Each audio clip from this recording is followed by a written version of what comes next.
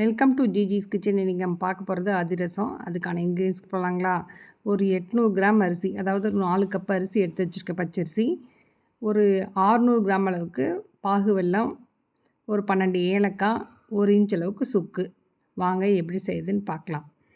பச்சரிசி 2 மணி நேரம் ஊற வச்சு உணர்த்தி ஒரு பவுலில் எடுத்து வச்சுருக்கேன். இதை பிடிச்சி பார்த்தீங்கன்னா கையில் ஒட்டணும், ஆனால் வந்து சதன்னு இருக்கக்கூடாது. இதுதான் பதம். இப்போ நம்ம எப்படி அரைச்சிட்டு உங்கள்கிட்ட எப்படின்னு காமிக்கிறேன். இந்த பச்சரிசியோட நான் வந்து ஏலக்காயும் சுக்கையும் போட்டு ஒன்றாவே அரைச்சிட்டு சளிச்சு எடுத்து வச்சுருக்கேன். வாங்க இப்போ எப்படி பாகு வைக்கிறதுன்னு பார்க்கலாம். இப்போ ஸ்டவ் ஆன் பண்ணி ஒரு கடாயில் ஒரு 1/2 டம்ளர் தண்ணி ஊற்றிக்கலாம். இப்போ எடுத்து வச்சு இந்த வெல்லத்தை போட்டு நல்லா கொதி வரட்டும். இப்போ இந்த ஸ்டேஜில் நல்லா கொதி வந்துட்டுருக்கு. ஒரு தட்டத்தில் தண்ணி ஊற்றி வச்சுக்கலாம், பாகோட கன்சிஸ்டன்சி பார்க்குறதுக்காக. இப்போ ஒரு சொட்டு விட்டு பார்க்கலாம். இப்போ என்ன வரல. இப்போ ஒவ்வொரு தடவையும் நம்ம பாகோட இது பதம் பார்க்கறதுக்கு என்ன பண்ணணும், புதுசாக தான் தண்ணி வச்சுக்கணும்.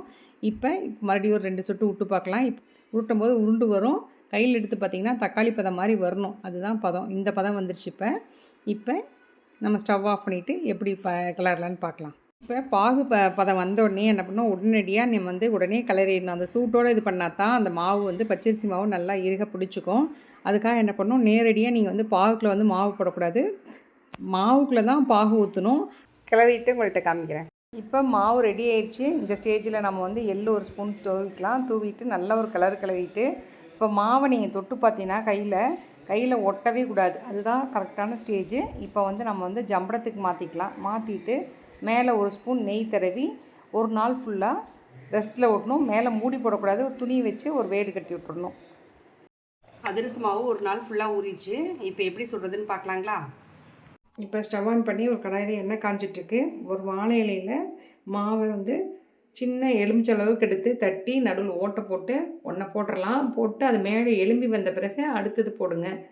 இப்போ ஃபஸ்ட்டு போட்டது மேலே எலும்பி வந்துடுச்சு. ஒரு பக்கம் திருப்பி போட்டாச்சு இல்லைங்களா? இப்போ அடுத்தது போட்டுக்கலாம். போட்டு அதுவும் மேலே எலும்பி வந்துடுச்சு. இப்போ அதை வந்து திருப்பி போட்டு 3ஆவதாக ஒன்று போட்டுக்கலாம். போட்டு இப்போ ஃபஸ்ட்டு போட்டது நல்லா வெந்துருச்சு. இப்போ அதை எடுத்துடலாம். இப்படி வந்து நான் வந்து 3 போட்டுக்கிறேன். ஒன்று வந்தோடனே அடுத்தடுத்து திருப்பி போட்டே இருந்திங்கன்னா இப்போ வந்து இந்த ஸ்டேஜ் போதும். இப்போ உங்களுக்கு பரிமாறிட்டு எப்படின்னு காமிக்கிறேன். ஓட்டை போட்டு சில அதிரசம் போட்டேன். சிலது ஓட்டை போடாமல் வெறும்னா தட்டி போட்டு நான் ப்ரெஷரில் வச்சு அமுத்தி போட்டையும் போட்டுக்கலாம். நீங்கள் எது விருப்பமோ அது மாதிரி போட்டுக்குங்க. நீங்களும் வீட்டில் இந்த மாதிரி அதிரசம் செஞ்சு பாருங்கள். எப்படி இருக்குன்னு கமெண்ட் பண்ணுங்கள், லைக் பண்ணுங்கள், ஷேர் பண்ணுங்கள், மறக்காமல் சப்ஸ்கிரைப் பண்ணுங்கள். அடுத்த வீடியோவில் சந்திப்போம். பாய்.